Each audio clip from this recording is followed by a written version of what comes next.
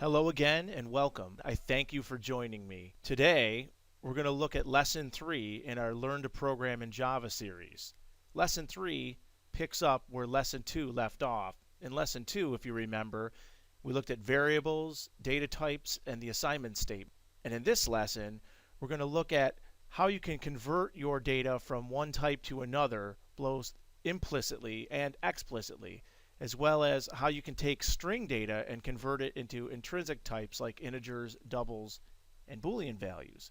Along the way, we'll also look at concepts like syntax errors and semantic errors. Let's get into it. Through our agenda today, we'll use two distinct examples. In the first example, we'll look at what happens when you write a program and the intent isn't what you expect. Along the way, we'll look at various operators and how they're affected based on the data type you chose. And we'll also observe what an error in syntax is versus what an error in meaning of your code, or semantic errors. And the final part of the first example, we'll explore how you can explicitly convert string data, that is sequences of characters, into types like integers and doubles. Then in the second example, we'll explore casting. Casting allows us to convert our data on the fly from one type to another, and this can either be done for us on behalf of the compiler or explicitly through a command, and we'll look at both ways of doing that and look at the pros and cons of each. It ought to be interesting, so let's get started. As you can see, I have my NetBeans environment up and running, and now I'm going to start by creating a new project by pressing Control Shift and N. This opens up the new project window. I'm going to select Java application. The name of my application is going to be 1 plus 2 equals 12. This will make a lot more sense once you see the example. First, let's start out by exploring the kinds of errors you can have in a program. For example, if I type in string x equals 1 and I run this program, the program builds and then executes, no problem. But if I have some kind of error in here that prevents the code from building, and I hit F6, I'll get this error that says one or more projects compiled with errors, right? So when you have a compilation error, that is an error that prevents Java from converting the source code into bytecode, we usually call that a syntax error, an error in syntax. That is, you didn't express the language correctly and it's throwing an error. Syntax errors are pretty easy to catch, and most of the syntax errors that you encounter will show up interactively as you type in the NetBeans IDE. This is yet another advantage of using an integrated development environment over just coding up in a text editor like Notepad. Let me continue on with the example. String y equals 2. And now let me just say something really simple like system out println x plus y. Now under normal circumstances, you would expect when you see x plus y and they're both variables, for those variables to be added together. So in this case, I have a 1 and a 2. I would expect my result to say 3. You can see with the code that I've written, there's nothing wrong syntactically with that code. The syntax of the code is fine, right? This will build, no problem. So if I go up to run and I say build project, which is F11, it builds just fine and there's no problems at all. It takes my Java and converts it into a jar. No big deal. However, when I run the program, the intent, that is what I expect to happen, doesn't match up with the result. 1 plus 2 is 3 in most universes, but here it's 12. And that's because I've introduced a bug in my program. And the bug that I've introduced is that since 1 and 2 are strings, this plus no longer means addition, it means string concatenation. In other words, take x and take y and append them to each other and make one large string out of them. So what I wanted to happen in my code isn't what really happened. Those are called semantic errors, errors in interpretation of what the code should do. These are obviously the harder bugs to catch. Later on in the course, we'll learn ways that you can write code that helps you catch semantic errors. All that being said, this plus operator is fairly useful. For example, let me put this together. String first name Michael, string last name fudge, system out print, first name plus last name. Let's run that. So I get my 1 plus 2 is 12, and then I get Michael Fudge concatenated together. I can kind of beautify this up with some literal strings as well. So I could say first name plus a space plus my last name plus a couple of exclamation marks. And then when I run that, I get Michael space Fudge last name exclamation marks exclamation marks. Pretty neat. This, of course, doesn't help us solve the original problem, which is we have a bug where we want 1 plus 2 to equal 3, yet they equal 12 because of string concatenation. The whole point is that let's figure out how can we convert our string back into an int.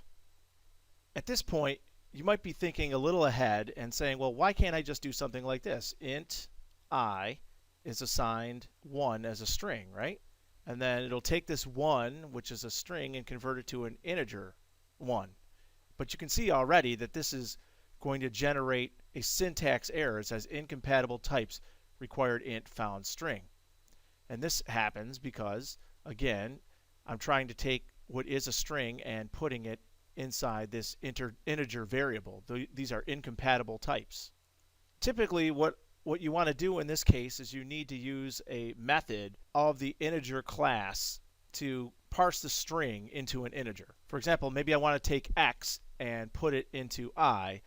I would say integer.parseInt x. Likewise, I could say int j integer.parseInt y. Now the values that were in x and y as strings are now stored in I and j as integers. And then when we do system out println I plus j, we get exactly what we would expect, which is a 3.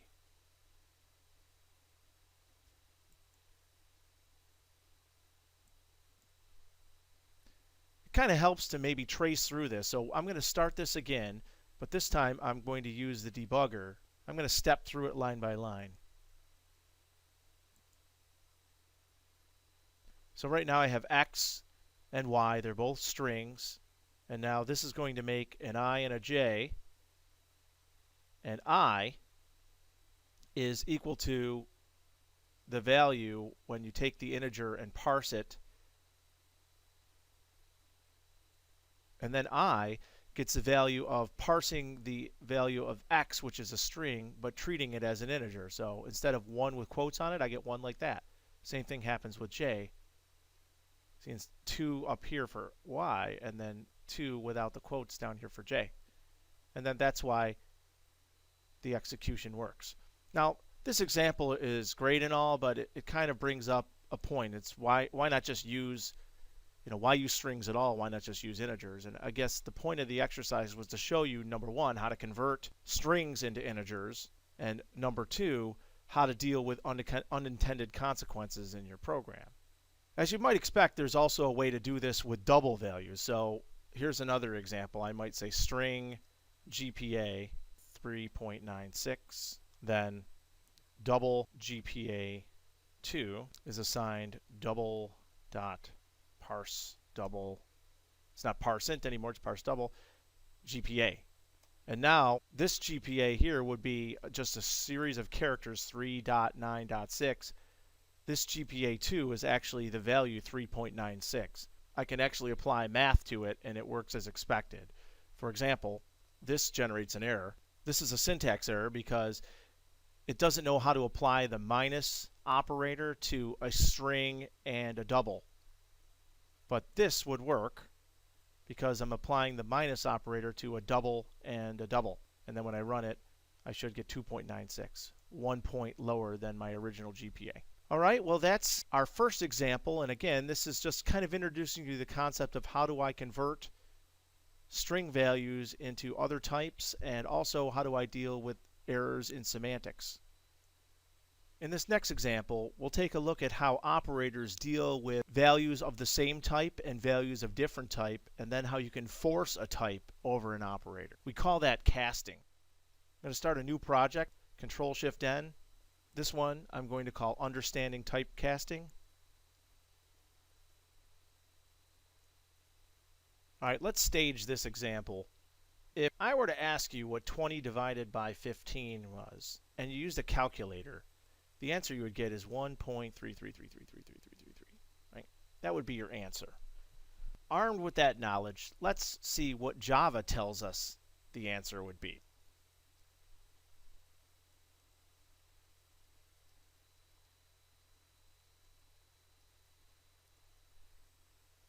So in this case, we are dividing an int by an int, and we want to know what's the type of that. Any takers?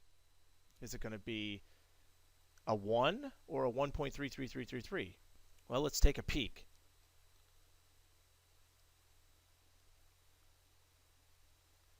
Run that. When you divide 20 by 15, they're both integers. The result is an int. See, the value is 1. And this is pretty consistent with how most programming languages work. If you have an operator that has the same type in that operator, the result is always of the type of the operand. So if I take an int and multiply or divide it by an int, I still get an int. So then the question becomes, well, how can I make this be this answer? So you say, well, what if I did something like this? If I said double d1 gets x divided by y. So now we have int divided by int. That's going to produce an int, and then that's going to go into a double. What's going to happen here? Are we going to see 1.0 or 1.33333? Let's find out. Run that. You see I get 1.0. So it's still preserving type. Int divided by int is int. Then it's stuffing it into a double. So it's getting implicitly casted from int to double. Still didn't do what we wanted, right? What we wanted to do was get the real answer, 1.33333. How about if we do it this way? What happens when we take an int and divide it by that? First of all, this is an int here. So what we're doing is int divided by double times int. What happens here is you get type promotion. So double times int produces the more flexible type of double, and then int divided by double produces double. So the result here is going to be a double. This is known as an implicit typecast because we didn't have to tell Java to promote the type from int to double. It does it automatically in order to handle the complexity involved in the math operation. There we have it. This looks really noisy and awkward, so a lot of people might ask, is there an easier way to just get the same results without having to do this crazy thing where I multiply it by a constant double value? And of course the answer to that is yes. This is where the explicit typecast comes in. You say double d3 equals x divided by double y. What this here says is take y as an integer and then convert it to a double, and then take this integer x and divide it by that, which the result would be promoted to a double. So this is int divided by double is double. But it does exactly what we expect, which is treat this value y as a double rather than treating it as an int. And then, of course, our division works as expected. Let's print that out, see what we get. And you see we get 1.33333. So that worked as expected. This is generally, line 12 is the pattern that you use when you have two ints and you want to get back a result that's a double. You take one of the ints and cast it as a double. You can either cast the numerator or the denominator. It does not matter. But you cast one of them, and then you get the result you expect. This leaves us with one last thing to consider. What happens when you have a more complicated type and you try to implicitly cast that as a simpler type? Will that work? For example, what if I tried to do this? Int W is 3.14. You'll see this generates a syntax error because there's a loss of precision. And this brings up an interesting point, is that you can implicitly cast ints into doubles, but you cannot implicitly cast doubles into ints because you're going to lose important information about the number. For example, if I typed double W gets the value 3, it has no problem with that because it can easily promote a 3 to a 3.0 and not lose any precision. However, the reverse is not necessarily true. Bottom line here is it's okay if you say, double variable gets the value and it's an int because it will be implicitly converted for you into a double value. But the reverse is not true because you will lose precision. And of course, it's not smart enough to understand that even if you did this, that 1.0, the 1.0, the .0 is not significant. We can just chop that off and it still would be a satisfied int. It's just not smart enough to do that, nor should it be. The onus of that is on you as the programmer. Well, that concludes our lesson 3 on syntax and semantic errors and casting and converting data of various types. Join us for our 4th lesson where we look at objects and methods and how to use classes that are in the Java class libraries. It ought to get interesting. Thank you very much, and again, I welcome your questions and feedback on YouTube. Goodbye now.